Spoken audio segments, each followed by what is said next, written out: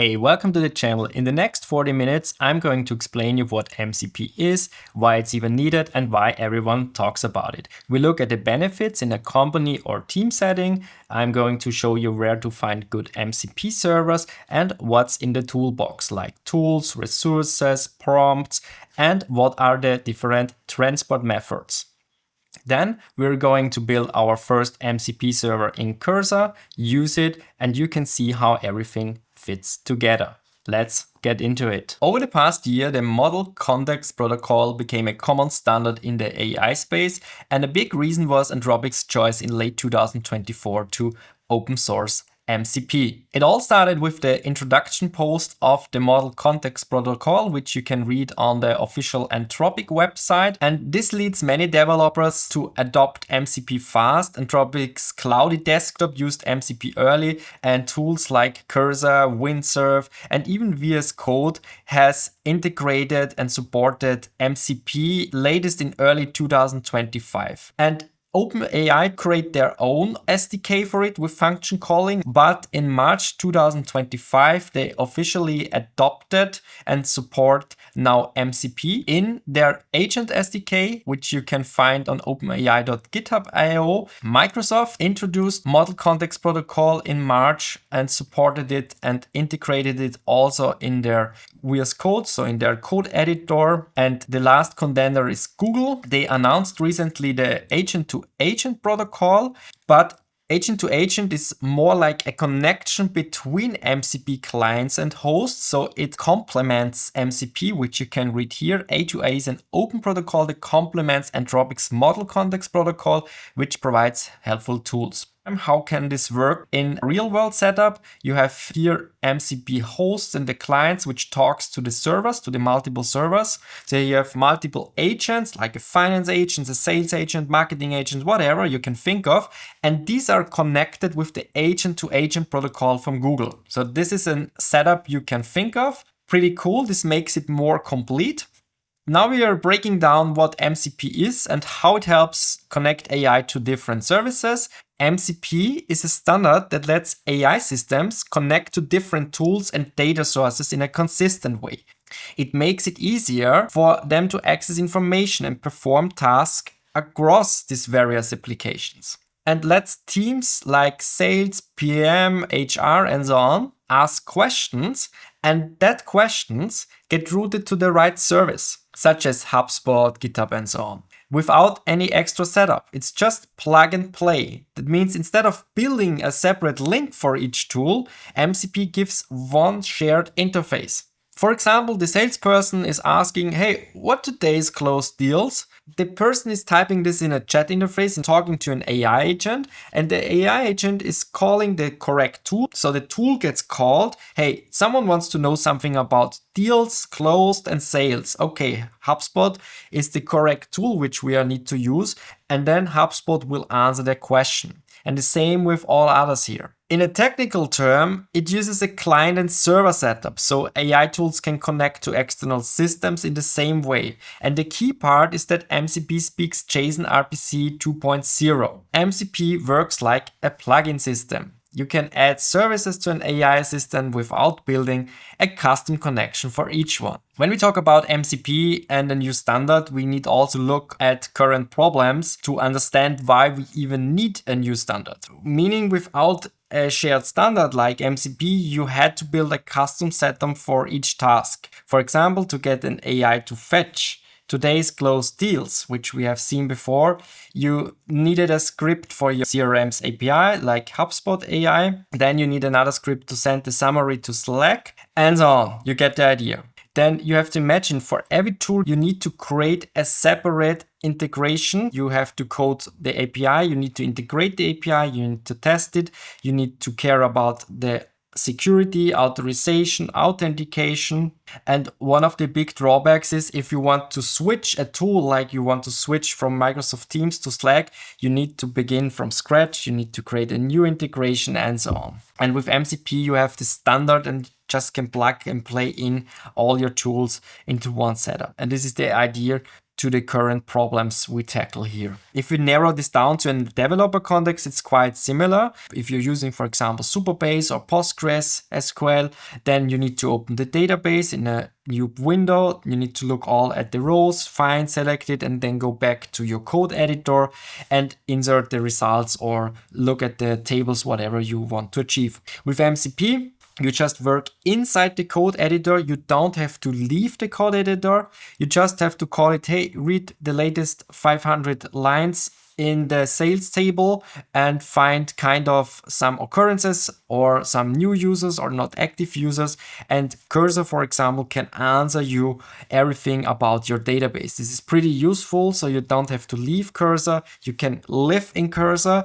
And also for new developers, they don't have to learn all the user interfaces, open all the browser stuff, have 500 tabs open. You can just call everything from one interface. This makes it pretty simple to work with. And if there is a new database, for example, you switch from Postgres to SQLite, you can just switch the MCP servers and then just access your SQLite in Cursor too. That's all for this part. Let's move on to the next slide. Another benefit of MCP or the MCP standard is that we can build marketplaces. Think of like the app stores we have with iOS and Android. So we can just build tiny apps, our MCP servers, for each services and tools like Slack, HubSpot, GitHub, and so on, and can offer it to businesses or to the community. There are already a lot of directories online where you can find different servers. Glamour.ai is one. They have also some security, license, and quality badges. Then we have the official Model Context Protocol servers from Anthropic. It's a GitHub repository, so you can find here a lot of servers. Awesome MCP servers is another directory on Git, and you can see there are a lot of servers available. Then we have here a Jira MCP server, and we save a lot of time since we don't need to develop them. More visually appealing directories like Cursor directory, you can also find here MCP servers. And one of the most well-known is Smithery or mcp.so, and you will find a lot more registries online. And you can also build your own marketplace for your own intranet apps, meaning, for example, you have some local CRM system and you want to plug it into your clients, like you have a Slack MCP client, or you want to ask something in Cursor about the CRM system, which will be probably not the case, but maybe you have a local Jira server and a local GitLab server, then you can also develop your own MCP servers for your local systems and plug it into your clients. And you're missing a function, for example, you want to upload something to your private folder, then just fork the GitHub, create your own tool and use it. That's a big advantage, and we can also benefit from the shared ecosystem and marketplace system. And what I can think of is that there will be in future a registry like NPM. So like NPM, where you have here your development dependencies, probably there will be a registry for MCP servers, but let's see. And that's another benefit of MCP. In this slide, you can see now a full example of how running MCP in teams. And even if you're a solo developer and you just want to use MCP for your own sake, like just install some MCP servers in your dev setup, like in Cloudy, Windsurf, or Cursor, and use them, it's important that you understand the possible impact you can make with your own MPC servers and can sell them or can integrate them into your company or into your team. They can save a lot of money with it. They can bring AI into their ecosystem. And if you're aware about the huge possibilities here, then you are just ahead of time. And that's the reason why I talk about it. And this answers also one of the most questions I get: who in the end is using MCP? Maybe you're one of these guys, like a tool or API developer that builds MCP servers for your own or for a team or for the community on GitHub. So other developers can use your MCP servers, can install them, and they can build useful applications with it. Like the AI developer installs a PostgreSQL MCP server, they install a browser tools MCP server, whatever, and build some chatbot interface for end users, and the end users are also using behind the scene MCP servers.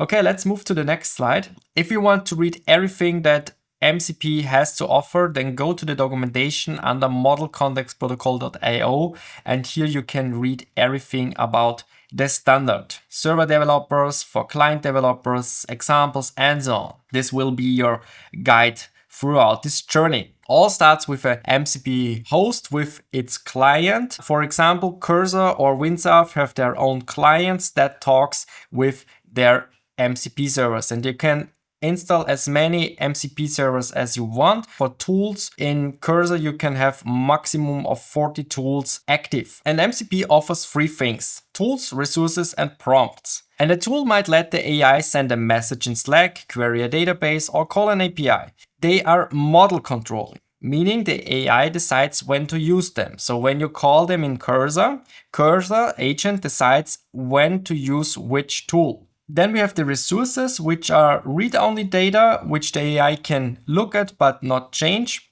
This might include documents, database records, or API responses. Basically, prompts are predefined instructions or templates that shapes how the AI responds. Like in ChatGPT, you can set a role or a tone and it will respond according to your own instructions. That's all. Let's move on to the next slide. Depending on the use case, we need to pick one transport method or support several.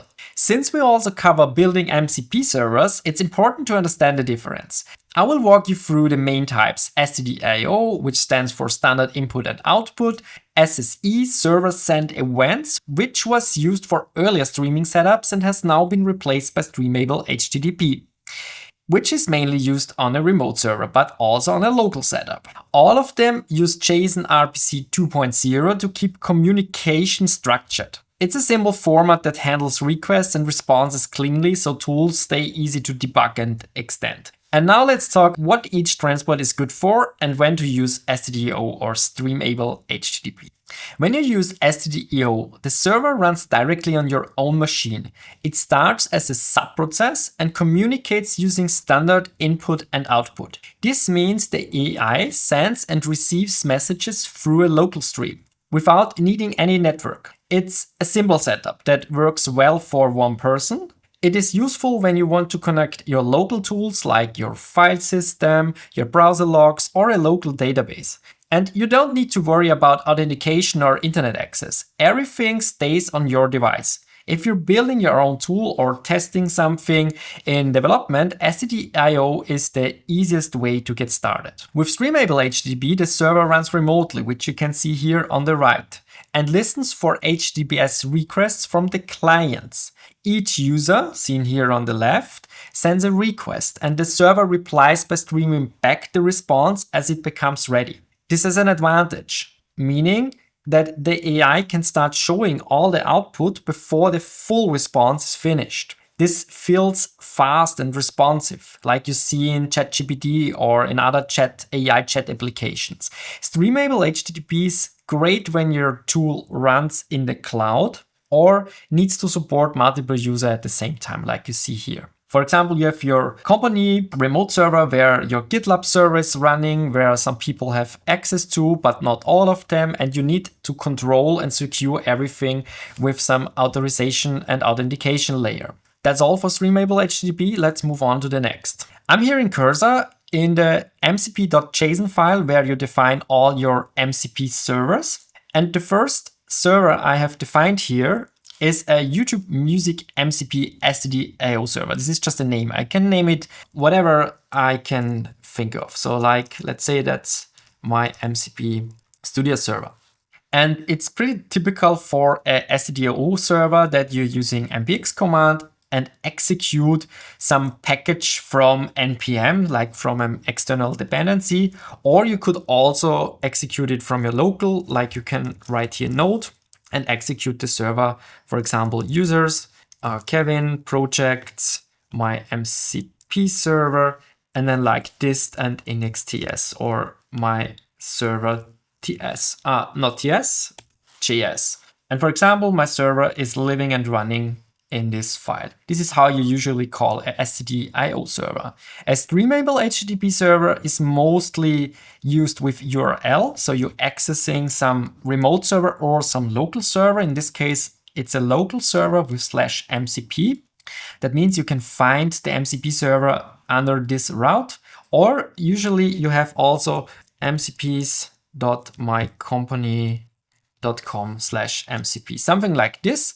And then you can some authorization header that you get access to all these MCP servers or the MCP servers on your remote. For SSE, it's pretty much the same like streamable HTTP. Most people or most developers are using SSE, that you see this is a SSE server, but we also see this MCP very often. Another example is using a CLI, like you have just one CLI for all servers. For example, this MCP YouTube Music server supports stdio, which you activate with this stdio flag, or with HTTPS, which means streamable HTTPS, or also fallback, the older variant, SSE. So you have one CLI, one package, which supports all three transport standards. Now we have finished the technical part of Model Context Protocol, and we're going to build our first server in Cursor, and then we're also going to use and activate our server in Cursor, that you can see how everything fits together.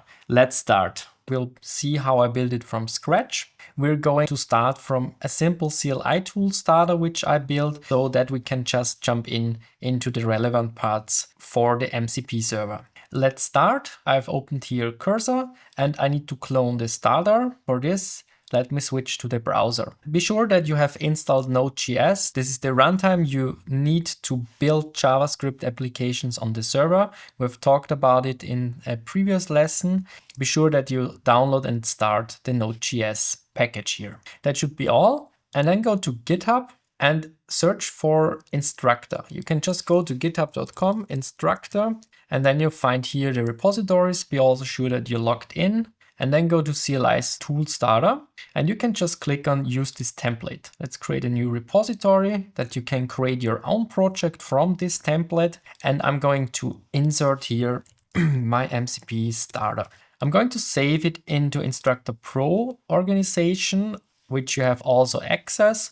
And you can always clone and see how I have things implemented. Then let's go to Create Repository. Let's wait until it has been finished. Fine. Now we have a copy of the template. Go to Code and here to copy the URL. Then go to Cursor, clone repo, and paste here the URL. Choose a destination for your repository or your project on your local file system. Click OK and wait until it has been initialized and click then on Open. Okay, our project is ready. Now I'm going to explain you what is it all about. Let's start with the source directory and go to index.ts. This is our entry file. This is the file which will be run in the first place. And we have just one function, and inside this function it tells hello world. So if we run or invoke this function, then console log will be printed. And this will also be the place where we define and where we create our MCP server. To run this or to start this, we look at the package.json. I will ignore all other files now because this is not important and is part of the starter. And in the package.json, you find here a scripts section where you find all the available commands. For example, build, so you can bundle your project for production, for example, start to start the server, a dev command, the CLI command, linting, and so on. We will start first with installing, and then we will run the server. Open the CLI, cmdj, and write npm install. With npm install, all packages will be installed within the node models folder, and it's already done. And after this, we can run the npm run start command. Npm run start. The server is running and you can see hello world as output. And when we switch to the index.ts and, for example, write hello from AI and save it and hit Ctrl+C to kill the server and run the server again with npm run start, you should see hello from AI. We have changed the output here. That's all. So you know now how to start the server, how to kill it and stop it, and also where our entry point is.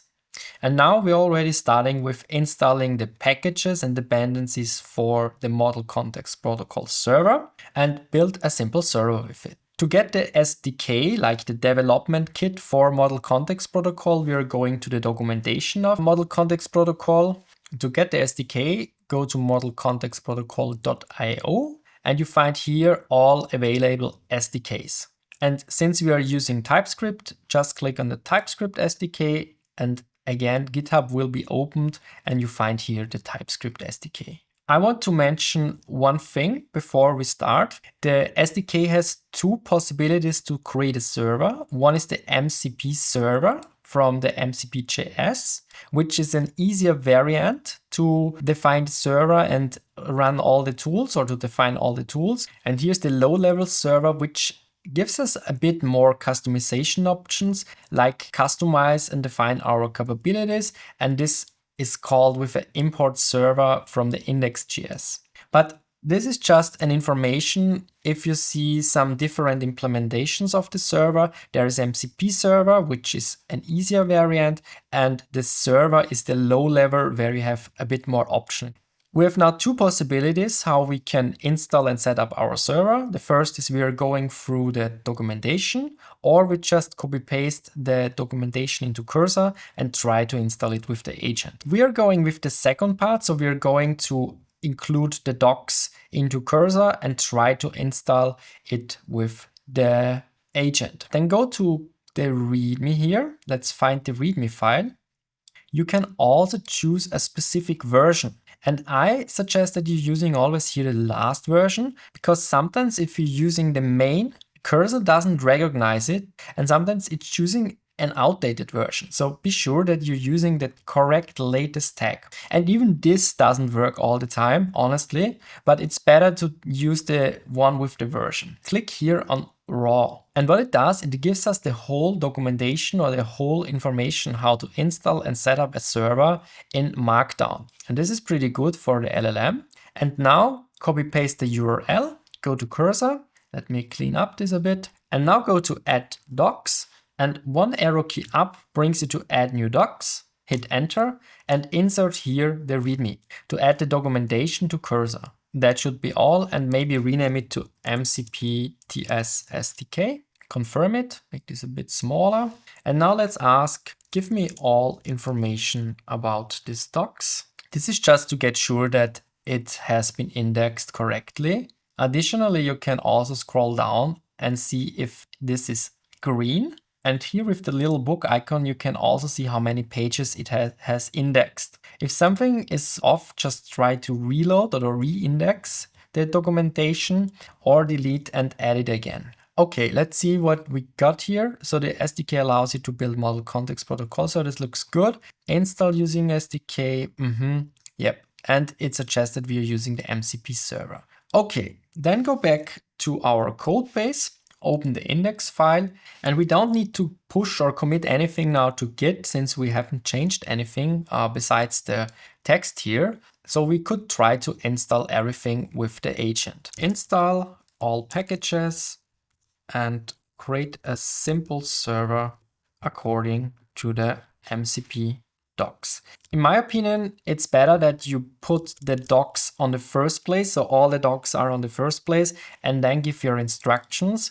Okay, then let's hit send and let's try if Cursor is doing this correct. So it will install now the Model Context Protocol SDK and SOD. SOD is a schema validation library, which is extremely important when you're working with AI, that you can parse and validate the response you get back to data types. I think that's all I tell you now about SOD. Okay, let me quickly close this. Now let's review the code here. First, it initialized the MCP servers and the resource template. And that's the reason why it's so important that you know the difference between std.io, Streamable HTTP and SSE. Since the default is a std.io, which is fine for now, it will create a server, which is called demo, add a simple tool, which is called add, and a resource with greeting, connect to it, and give some simple console log output. Then hit accept file, save it, and everything looks good. Okay, here we have some issue. Don't use top level await because we're using it directly in the index file.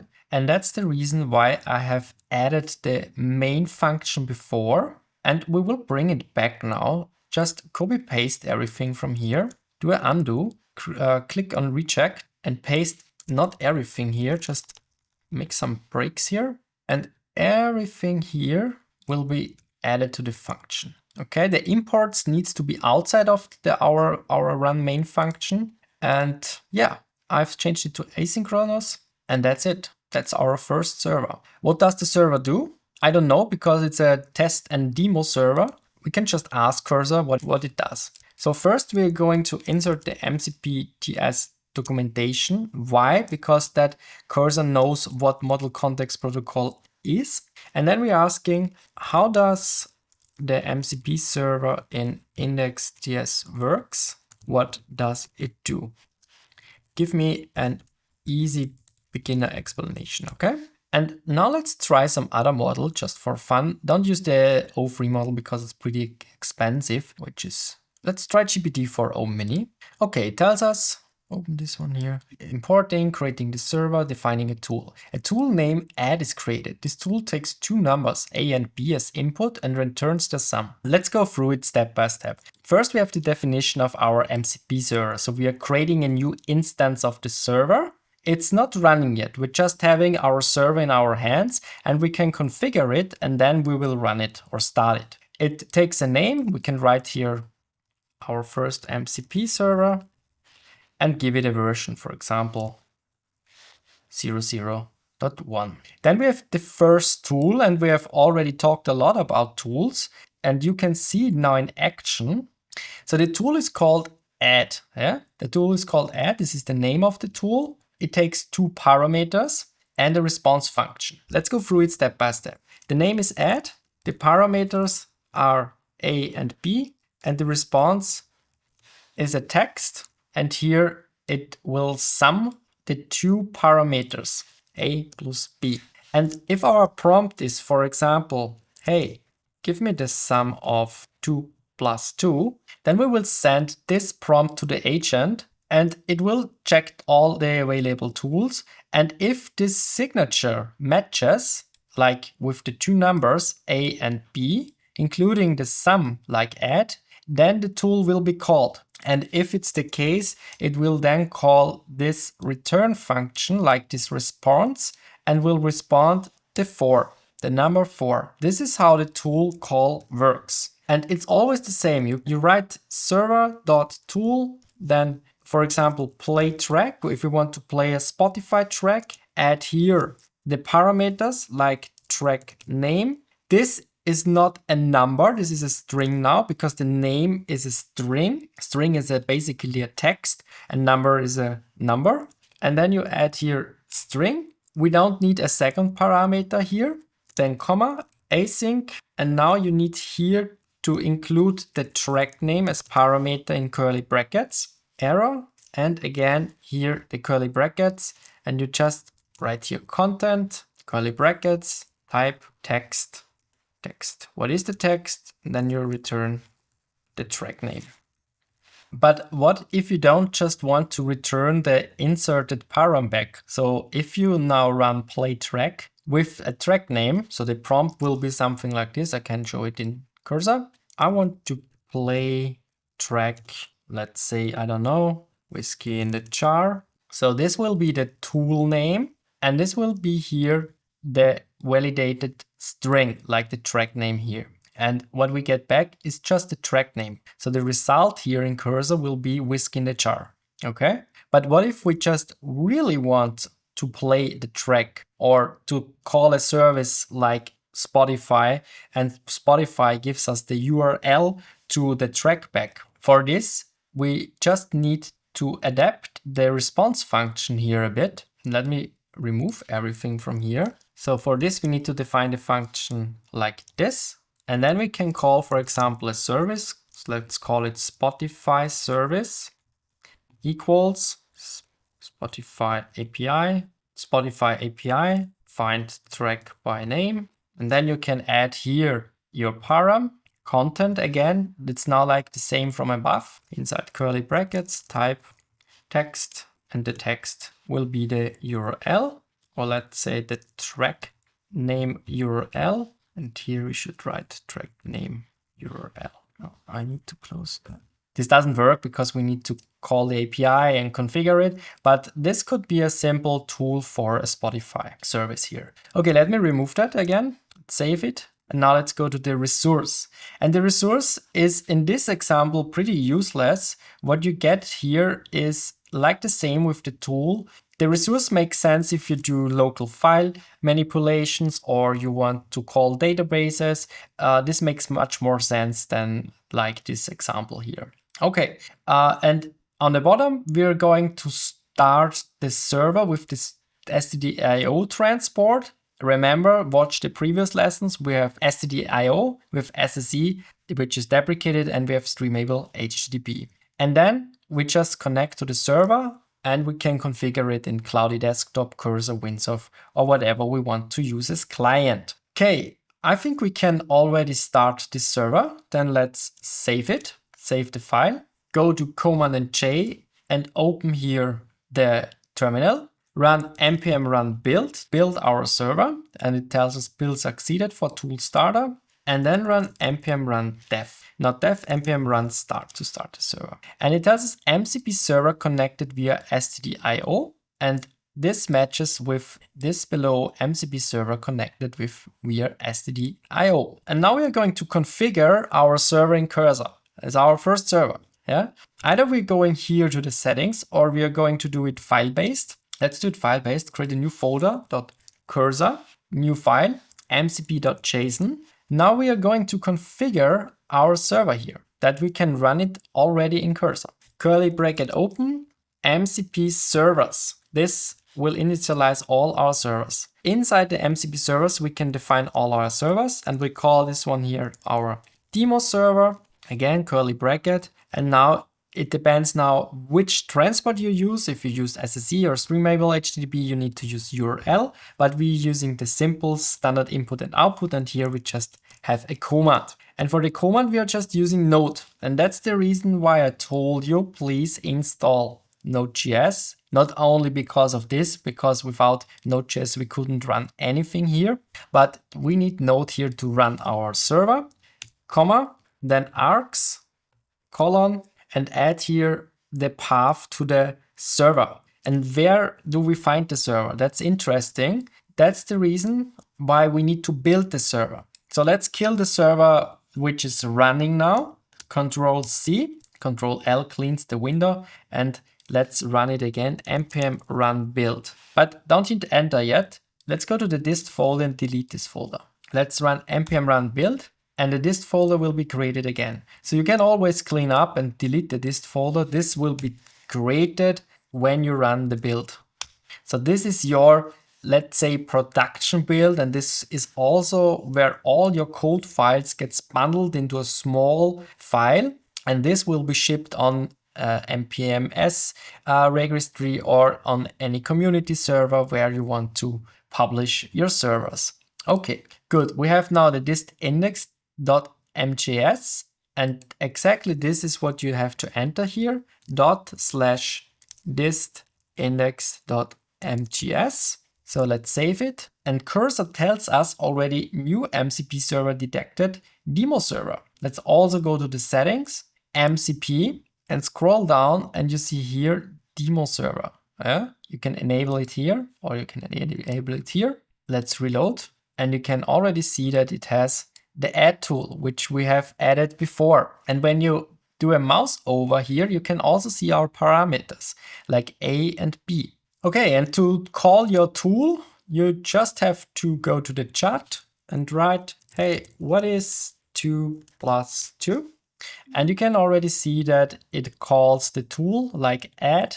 And here you have the 2 parameters, which matches exactly with this signature, like A is this one here and B is this one. It does a schema validation with the 2 numbers, result into 4. That's it, that's tool calling. And for the resource, we can't call the resource here in the chat because the resource will be called when we access it. So for example, if we write some prompt that we want to change something in a database, then the tool will be called and then the database will be accessed. And when the database will be accessed, then the resource can be called like dynamically. But that's all for our MCP server, for the simple MCP server.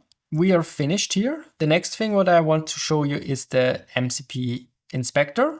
Now let's close everything. So we have a bit of cleanup here. And let's read again the docs about the inspector. How can I install the inspector, or like the MCP Inspector and MCP TS SDK. So the MCP Inspector is kind of a debug utility which we can use to preview and test our MCP servers, that we don't have to test them in Cursor or Cloudy. So we can make tool calls from this inspector, but we have to run it and install it separately. What does Cursor tells us? So that's just how you can use the MCP.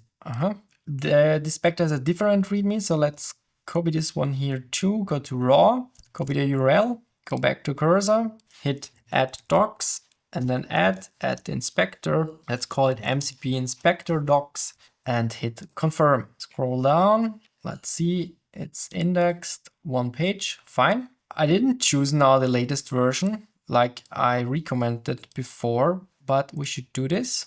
So go here to tags, latest version, and then to README. All right, then go back to Cursor and delete here the docs, or delete the docs here and add it again.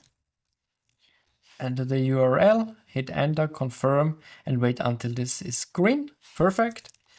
Okay, so how can I run the inspector, the MCP Inspector? Okay, it tells us we should clone it, start and dev. That's not the correct answer. I don't want to clone it, just use it. That's better. So it tells us checking for an npm package for global installation. Mbix, you could try. Okay, you could try is not the best answer. So I'm going to do it manually. Basically what we are going to do is we just need here a new command, but this is something Cursor needs to do for us. I'm too lazy for this. So add here the command MCP Model Context Protocol Inspector. Usually it should be in the README. Yeah, it's here in the first line. This is pretty strange. Paste it, and then let's say add inspector script into package.json with, this should do it. Yep, and instead of build index.js, as we have seen before, we don't have a build folder, we have the dist folder and index.mgs. So let's change this. Let's write here dist and index.mgs, save it, then hit again cmdj. Let's clean up and write npm run, and now you just need to run the inspector here.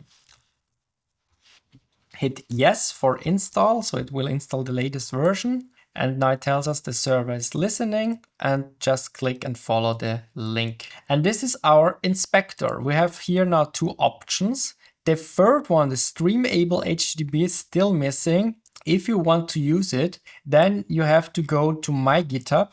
You can find the streamable HTTP option here in my inspector. I have integrated the fork already. For this, you need to go to github.com, ringrec, and then inspector, or ask me in Discord, I can give you the link. And this supports the streamable HTTP. But for our example, we just need the stdio. And now we have here the command node dist index and hit connect. Yeah. And if everything works, then you get here green light with connect. And then go to tools, and here click on list tools. And you can see already you have here the add tool. And again, here are two parameters, 4 plus 10, which is 14. And here we can test our MCP server. And you can also add environment variables. For example, if you have API keys, let's say you want to access the Google API and get some maps data within the MCP server, then you can add here your Google API key and add some API key here, and everything works as expected. You have some additional configuration options here, but I don't use them. And for stdio, I mean for SSE, you define just the URL. And you can also define an authorization method, meaning that you can also add your tokens if your MCP server needs some authentication or authorization stuff. Okay, you can disconnect from the server, and I can't tell you more about the inspector. That's pretty much all of it. Let's go back to Cursor and let's summarize what we have done so far. The first is we have created a simple MCP server. According to the demo, we have used Cursor and the docs to build the simple MCP server for us, which was basically no coding work for us. That's the fine thing. And maybe let's do another one. Let's just copy paste this one here. Yeah, this. Then paste it here and you can see index TS 13 to 15 and say add another tool. Let's call it subtract and multiply. So add more tools, and it uses just this template and adds more tools here. So we have now subtract and multiply. Accept this one here. You can also go now to Cursor, settings, MCP, scroll down and refresh. Nothing works. Why? Because we don't have built the server yet. It accessed the dist index MGS. Yeah. So let's kill everything here with Control C, run npm run build, and now try to reload it. And now you have add, subtract, and multiply. And we can try it. First add 2 plus 2, and then multiply it with 2. Okay, it's calling add. Then it's calling multiply, and the result is 8. So 2 plus 2 is 4, multiplied with 2 is 8. Good. As you can see, we can easily extend our server tool with Cursor. And yeah, back to the summary. We've talked about creating tools, how you define the name for the tools, schema validation with sort, then the result or response function, which you can extend, especially if we call some APIs and so on. The resource, which is important if you're working on file system manipulations or on database manipulations, which will be invoked if you do any changes here. Take a look at the inspector and install it and activate it here in the package JSON. And that's all for the starter. I'm going to check it in. So go to Git, generate a Git message here, commit it, and sync the changes. So our starter is now on GitHub and you can look at it. And for our simple first MCP server, this looks pretty good. Now we are finished. I hope you liked the video. Thanks for watching. I really appreciate that you're hanging out with me. If you enjoyed the video or found it helpful, please give it a thumbs up. And if you want to know and learn more about building and coding with AI, consider subscribing to the channel. And in meanwhile, check out Instructor AI 2. There are a lot of resources and tutorials for AI-driven development, and also let me know your thoughts in the comments. Or if you have any questions, drop them below and I will do my best to help out. Happy coding, take care, and I will see you in the next video. Bye bye.